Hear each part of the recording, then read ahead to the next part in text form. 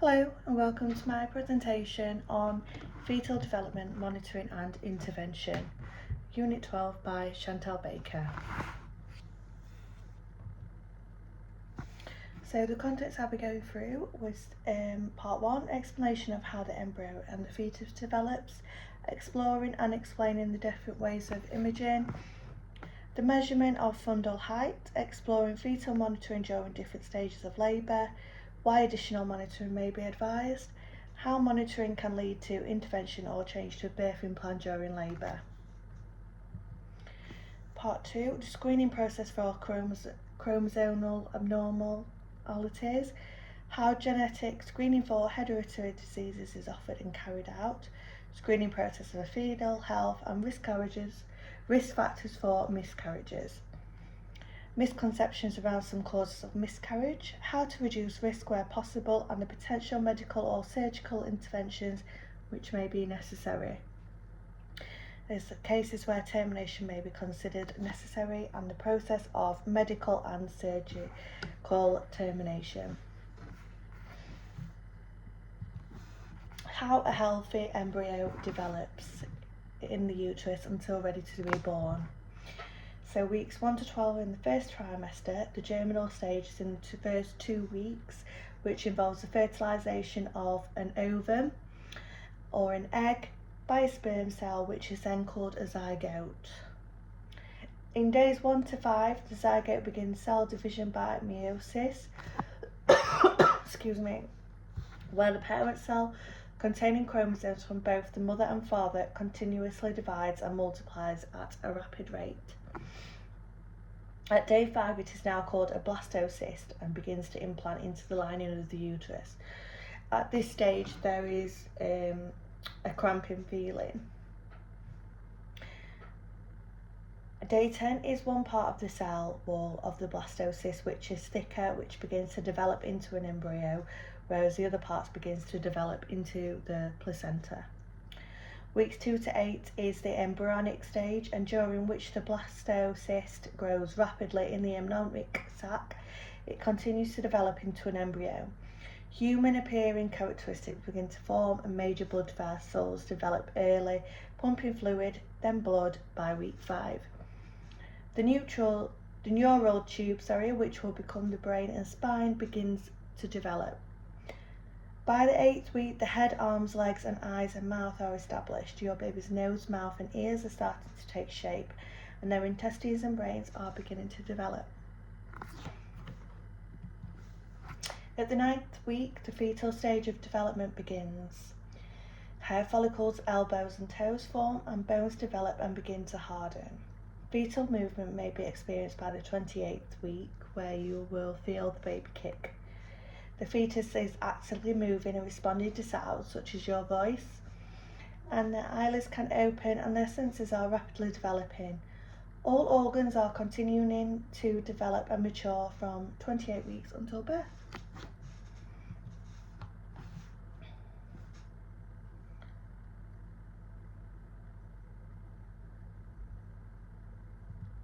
By week 30, the eyes can open fully and they may begin to grasp, kick and stretch in the womb. Red blood cells begin to develop in their bone marrow. From the 31st week, they begin to gain weight rapidly.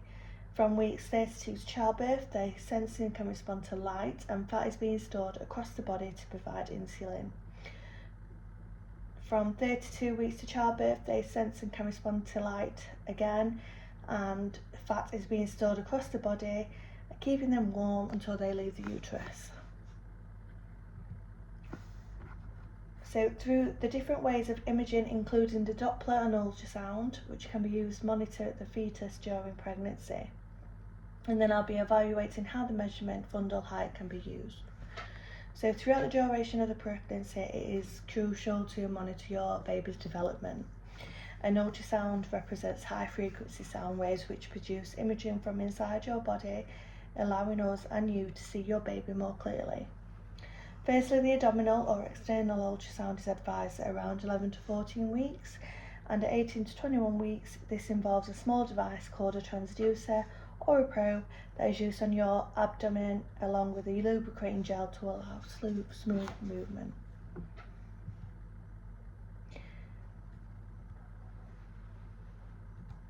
The second type that could be performed is a transvaginal or internal ultrasound, which involves a similar process. A small probe will be gently inserted into the vagina, which can feel slightly uncomfortable but is completed quickly. This ultrasound provides clearer imaging due to the close proximity to the uterus, allowing a more accurate gestational age calculation, clear imaging on the cervix and its health. It helps pregnant women to identify any pregnancy problems in early pregnancy, such as it being ectopic, which is when the fetus grows outside of the uterus. The Doppler ultrasound uses sound waves to produce imaging of your baby and specifically assesses their blood flow in the baby through the umbilical cord, as well as to the placenta and the uterus. It is carried out the same as an abdominal ultrasound, which is a probe and lubricating gel on the abdomen. This can help identify any problems that would increase the risk of preeclampsia or an impact on fetal growth.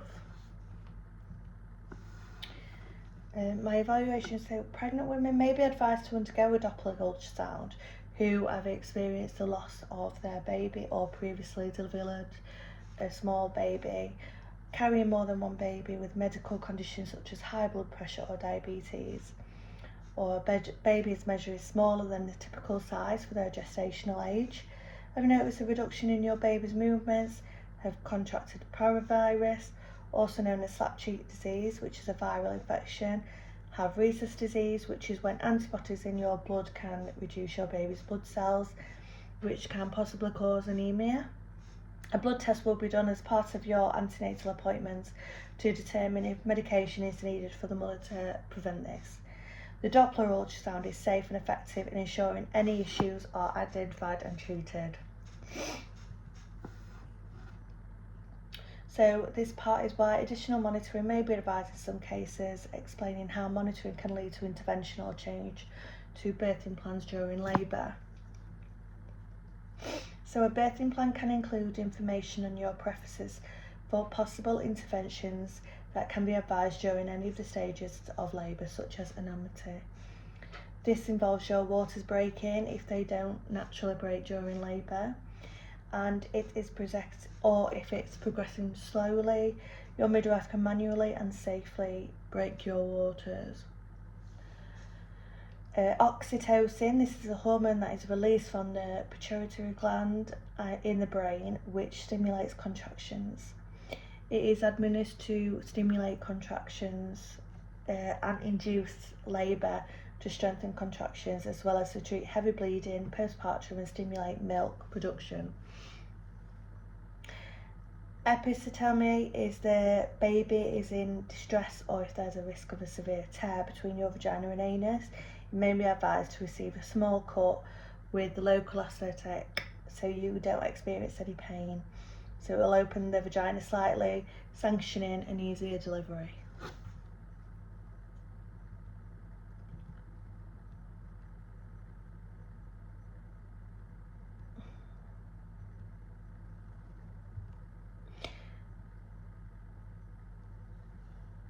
Between 10 and 14 weeks of pregnancy, you will be offered a combined screening test to assess the probability of your baby having Foetal syndrome, Edwards syndrome, or Down syndrome.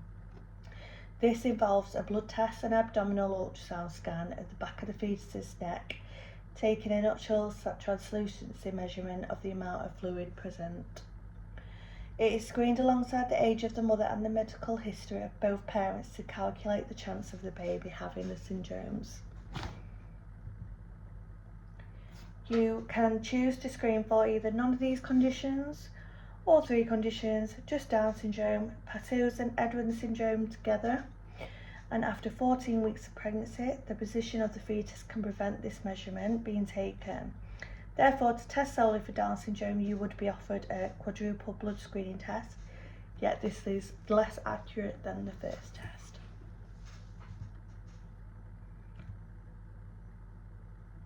To screen for Foetal syndrome and Edwards syndrome, you would be offered a scan at 20 weeks. It is important to note that the screening is not definitive, yet provides data that can allow you to make informed decisions for your pregnancy. Following the screening test, you will be provided a lower chance result or a higher chance result, an appointment to address the result and your questions, concerns and options if you receive a higher chance result, and if you choose to not pursue further screening or tests, have a non-invasive prenatal blood test where fetal DNA in the pregnant person's blood is analysed. If another high chance result is received, you could choose to then have a diagnostic test. Primarily request a diagnostic test if you decide to carry out testing. There are two forms, both providing an unequivocal result. Chronic villus sampling, or other known as CVS, amniocentesis CVS is typically done from 11 to 14 weeks, but it's possible to be completed at a later date. A small sample is taken from the placenta in a minor procedure where a needle is inserted through the abdomen. Amniocentesis is typically performed after 15 weeks gestation, also involving a fine needle in the abdomen to take a sample of the fluid surrounding the fetus. It is important to know that CVS and amniocentesis both carry a low risk of miscarriage. At 0.5% nevertheless, if you decide to utilise these options, your antenatal care will not be impacted. It is your right to accept all offers of testing, and it is reported that both procedures feel uncomfortable rather than painful, yet be mindful that it can vary person to person. Anxiety towards these tests as well as cramping afterwards is normal.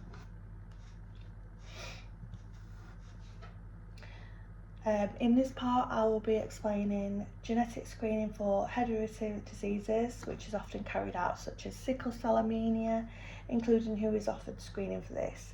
Screening processes for fetal health, such as anemia, and the potential treatment options. So sickle cell is an inherited blood disorder, therefore it is passed down from parents who carry the gene. Our blood consists of red blood cells which are given their colour by a protein called hemoglobin and is responsible for carrying oxygen around our body. When a person inherits sickle cell, their body produces abnormal hemoglobin which can't move easily around the body, which can result in lifelong complications, as known by Johns Hopkins Medicine in 2024. Sickle cell disease can only develop when both parents are carriers of the gene, with a 1 in 4 chance of the baby being born with the disorder. Anyone can be a carrier for the sickle cell gene, but for high-risk mothers, preferably before you're 10 weeks pregnant, to give time for further tests for both parents. Should you find out you are the carrier by testing early, we can provide you all the options, allowing you time to contemplate your next steps to make an informed decision.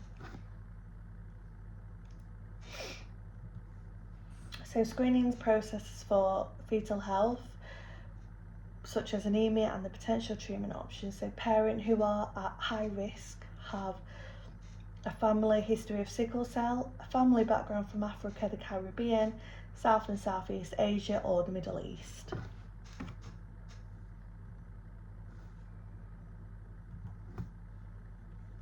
So there are common misconceptions of miscarriages. So it is well known that people do often think that miscarriages are rare. However, they happen more often than what people think. So it's just not spoke about as commonly. So miscarriage is a common women's health experience for individuals worldwide. So 20% of miscarriages happen, and 1 in 4 women will experience a miscarriage in their lifetime. Another misconception is that miscarriages can happen quickly, which is often untrue. So while some women experience pain, bleeding and spontaneous explosion of pregnancy as a relatively quick event, it's far more common for a miscarriage to unfold over days, weeks or even months.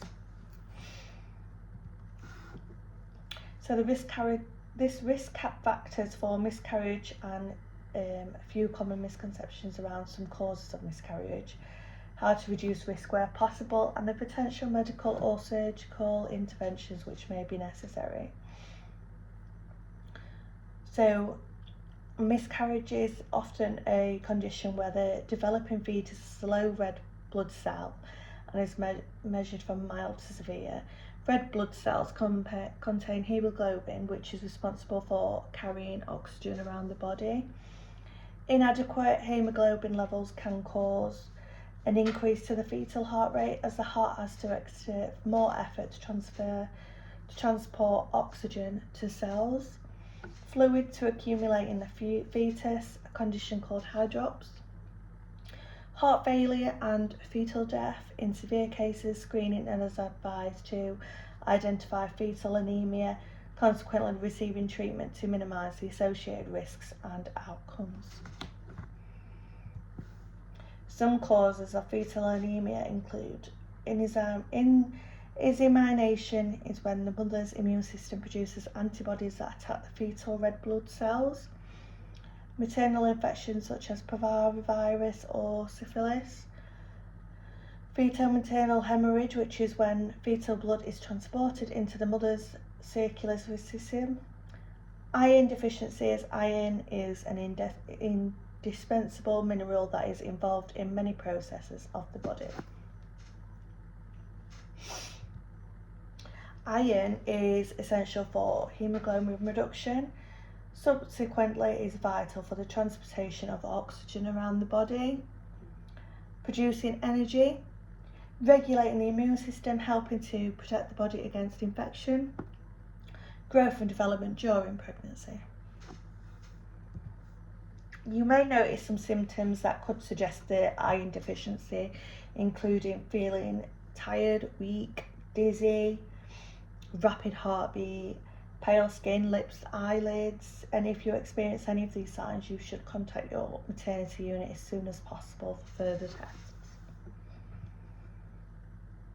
Fetal anemia can be detected by blood tests that suggest that parvovirus was present. Ultrasound scans, such as the Doppler ultrasound, which measure blood flow in the fetus's middle cerebral artery. Increased blood flow suggests anemia. Blood tests from the mother and the test to recognise it's fetal anemia develops reduced fetal mobility, which is important to be accustomed to your baby's regular movements. Therefore, if there is a chance, contact your maternity ward. Blood tests that suggest that parvovirus was present. Ultrasound scans, such as the Doppler ultrasound, which measure blood flow in the fetus's middle cerebral artery. Blood tests from the mother and the umbilical cord display immunisation. When antibodies attack fetal blood cells, in mild cases this will be monitored with regular blood tests and reduce fetal mobility. It is important to be accustomed to your baby's regular movements. Therefore, if there is a change, contact your maternity ward straight away. The primary treatment is iron supplements taken orally, provided on prescription for mild anemia. The second step could be intravenous iron injections if the supplements are unsuccessful. In severe cases, fetal blood transfusions may be advised, where donor blood is injected directly either intravesically into the umbilical cord or into the baby's abdomen, where both are directed using an ultrasound scan. A miscarriage is categorised as an unexpected loss of pregnancy before the fetus reaches viability at 24 weeks. Yet they are more likely to occur in the first trimester due to chromosomal issues. Those who experience this difficult situation are not alone, and although it's personal challenges, there are many ways to receive support. The majority of miscarriages are caused by factors that cannot be controlled. Feelings of guilt or blame can be experienced. However, talking to a professional can help with overcoming feelings of this nature. Help is also available and strongly advised to quit smoking, quit alcohol, using recreational drugs, or any of planning pregnancy or expecting. Healthcare providers want to help you and provide services without judgment to keep you and your baby healthy. There are some factors that can increase the possibility of miscarriage, such as infection, hormonal balance, age, uterine abnormalities, excessive caffeine consumption, smoking, thyroid disease, being underweight or obese, unmanaged diabetes, and certain medications. In the event of a miscarriage in the first trimester between conception and 12 weeks, you can choose expectant management. Expectant management is allowing the tissue to pass out from the uterus, presenting symptoms of bleeding and cramping that is typically worse than the individual's menstruation, which can take up to 2 weeks. When the miscarriage is complete, bleeding will cease, and it is advised to take a home pregnancy test from the 3rd week to confirm. If home tests still display a positive reading, it's important to seek medical advice. You can choose medication called medical management to pass the tissue if you do not want to wait for 2 weeks, or in the circumstance that it hasn't naturally begun or completed within 2 weeks. For an incomplete miscarriage, misoprostol will be provided in the form of oral medication or vaginal pessaries, which aids the cervix to open to pass the tissue. In the case of a miscarriage, you would be given mifepristone, typically as an oral medication, and it usually passes 48 hours later. In any circumstance, if you experience heavy bleeding or bleeding that persists longer than 2 weeks, intense pain, abnormal discharge, fever, you should seek medical care immediately, as an infection could have developed. In some circumstances, surgical management may be necessary, which involves removal of the tissue from the uterus with a suction device. You would be offered local or general anaesthetic for surgical management, which will be a choice as appropriate. Reasons for your healthcare provider may need to surgically intervene would be signs of an infection, persistent bleeding, or medical management which have been proved unsuccessful. The process of medical and surgical termination. So the process of both medical and surgical termination or the end of a pregnancy. Before termination is offered or advised, a consultation with a medical professional will be provided either via telephone or in person, and they would do some sort of assessment to acquire to your needs. Clinical assessments involving questions would take place about your medical history to ensure the treatment options are suitable for you. A conversation about contraception will also occur if pregnancy following termination is not desired. You would also be asked if you understand the treatment options and procedure, as well as possible side effects, complications and risks. Medical termination is viable before 10 weeks, and there are 2 types of surgical abortion, using suction to remove the pregnancy through the vagina. This can be done between 7 to 14 weeks of pregnancy and usually takes about 5 to 10 minutes. Using forceps to remove the pregnancy through the vagina, which can be done around week 15 and usually takes about 10 to 20 minutes. I hope you enjoyed my presentation. Thank you for listening.